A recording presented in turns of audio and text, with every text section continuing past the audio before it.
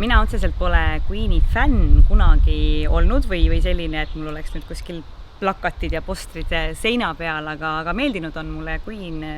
absoluutselt, ma arvan, terve minu teadliku elu ja kõik laulud ikkagi need, ma arvan, et top 10 või 20 laulu, mis tal on, need on ikkagi ka peaaegu et peas ja neid saab õnneks kontserdil kaasa laulda, nii et selle üle mul on hea meel ja kui ma mõtlen Queen'i peale, siis tegelikult ja eriti Freddie Mercury peale, sest minu jaoks kahjuks käivad need kaks asja koos, aga siis mulle tuleb esimesena meelde video I Want to Break Free, kus ta on naiseks ennast riietunud ja kus ta on selle musta parukaga ja sellise nahk miniseelikuga ja tõmbab tolmuimejaga põrandalt tolmu. Ma ei tea, miks, sellepärast, et tegelikult see I Want to Break Free ei ole isegi minu, ma arvan, et lemmiklaul, aga nii kui ma mõtlen Freddie Mercury peale, on mul kohe see naiste riietes pilt silme ees ja vot Freddie Mercury on minu jaoks vist selline tolmuimejaga naisterahvas, et seda sama tegelikult motiivi võib leida,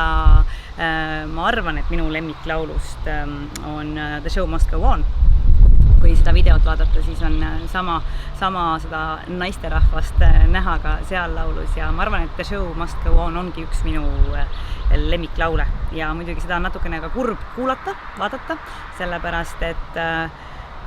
vist 6 nädalat peale seda, kui laul oli salvestatud, Freddie Mercury'ga suri, nii et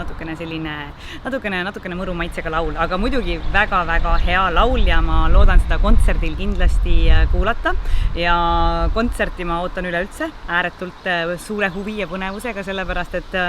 Adam Lambertit ma ei ole kuulanud kohe meelega tegelikult Queen'i loomingut esitamas ja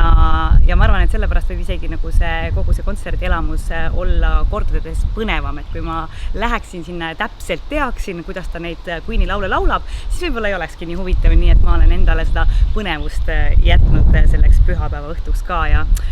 ma arvan, et kõik inimesed, kes tegelikult kas siis selle sama põnevuse pärast või lihtsalt sellepärast, et Queen on üks kõige-kõigemaid ansambleid üldse siin maailmas, võiksid ennast pühapäeval küll Tallinna lauluväljakule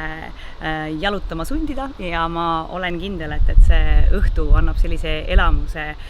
mida ei tahaks nagu kasutamata jätta ja pärast on ikkagi alati hea öelda, et vot sellel kontserdil ma ikkagi käisin.